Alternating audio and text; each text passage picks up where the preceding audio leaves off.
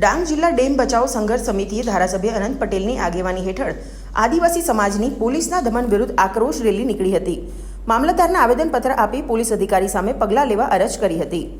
ગત 14 તારીખના રોજ પાર તાપી રિવર લિંકના વિરોધમાં ધારાસભ્ય અનંત પટેલની આગેવાનીમાં ડેમ બચાવ સંઘર્ષ સમિતિએ ધરમપુર ખાતે રેલીનું આયોજન હતું. આ રેલીમાં જોડાવા માટે જઈ રહેલા ડાંગના આદિવાસી સમાજના લોકોને ડાંગ પોલીસે રોકી રાખ્યા હતા. લોકોની ગાડીઓમાંથી ચાવી લઈ લેવામાં આવી હતી. કેટલાક નેતાઓને ટીંગાટોળી કરીને અટકાયત પણ કરવામાં આવી હતી. આ સમયે પોલીસ અને સ્થાનિક લોકો વચ્ચે ઘર્ષણ પણ થયું હતું.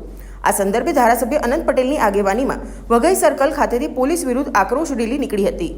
વરસતા વરસાદમાં 1000થી વધુ લોકો રેલીમાં જોડાયા હતા અને વઘઈ મામલતદારને આવેદનપત્ર આપી જવાબદાર પોલીસ અધિકારી સામે પગલાં લેવા જણાવ્યું હતું. ડાંગ જિલ્લાના વઘઈ ખાતે તાલુકા મેજિસ્ટ્રેટને અમે આવેદનપત્ર આપ્યું છે આજે કે જે પોલીસ અધિકારીએ જે પીઆઈએ અહીંના આદિવાસી સમાજના લોકો બહેનો સાથે 14મી ઓગસ્ટે જે દુર્વ્યવહાર કર્યો, એમની સાથે સંઘર્ષ કર્યો, એના વિરોધમાં અમે આવેદનપત્ર આપ્યું છે.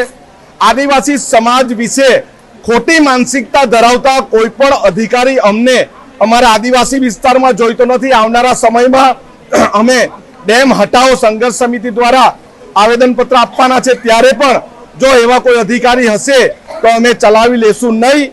અમે ડેમમાં પણ એક ઇંચ જમીન આપવાના નથી કે એક ટીપું પાણી આપવાના નથી. જો તમે આ વિડીયો ફેસબુક પર જોઈ રહ્યા છો તો લાઈક અને ફોલો કરો, અને યુટ્યુબ પર જોઈ રહ્યા છો તો અમારી ચેનલને સબસ્ક્રાઇબ કરો. 7 આઝાદી સમાચારોની.